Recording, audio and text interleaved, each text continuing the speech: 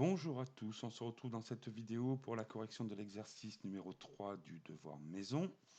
Alors dans cet exercice, on me donnait le tableau de variation d'une fonction, on le voit ici, on l'a sous les yeux, et puis on va répondre aux questions.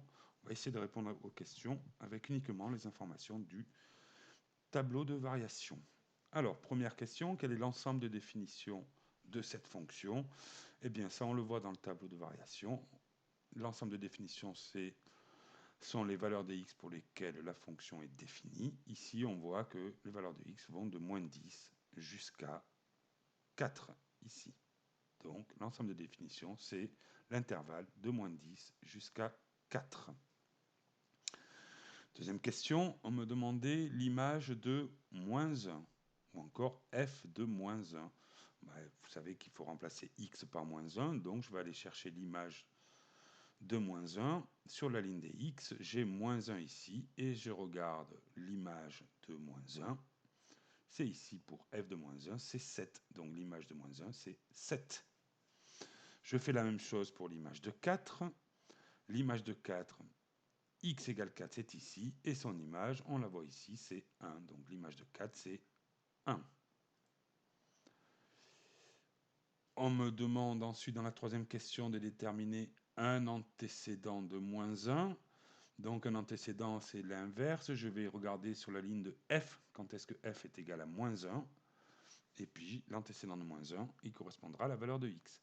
Ici, l'antécédent de moins 1 dans f égale moins 1, je l'ai ici. Son antécédent, c'est pour x égale moins 6. Donc l'antécédent de moins 1, c'est moins 6. Enfin, dernière question, on me demandait combien 0 a-t-il d'antécédents. Et puis pour chaque antécédent, il fallait donner un intervalle. Alors 0. Eh bien, on s'aperçoit que la fonction, ici, entre moins 10, pour x compris entre moins 10 et moins 6, elle décroît, elle est descendante, elle passe de 4 à la valeur moins 1. Donc, à un moment donné, elle va passer par 0. Pour passer de 4 à moins 1, on passe par 0. On suppose qu'il est environ par là. Donc, effectivement, elle va passer par 0. Et donc, il existe une valeur de x, un antécédent de 0, compris entre moins 10 et moins 6. Donc 0 possède un antécédent qui va être compris entre moins 10 et moins 6. Ensuite, je regarde. Ici, la fonction, elle va croître, elle va monter, elle passe par de moins 1, elle va monter à 7. Donc, forcément, à un moment donné, elle va passer par 0. Et 0 a donc aussi encore un antécédent qui, lui, va se trouver pour une valeur de x compris entre moins 6 et moins 1. Donc 0 possède aussi un antécédent compris entre moins 6 et moins 1.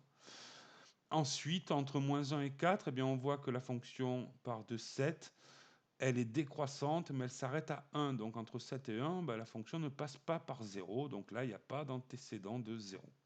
Donc 0 possède que deux antécédents, un compris entre moins 10 et moins 6, et un compris entre moins 6 et moins 1. Voilà, cette vidéo est terminée. On se retrouve pour la correction de l'exercice numéro 4.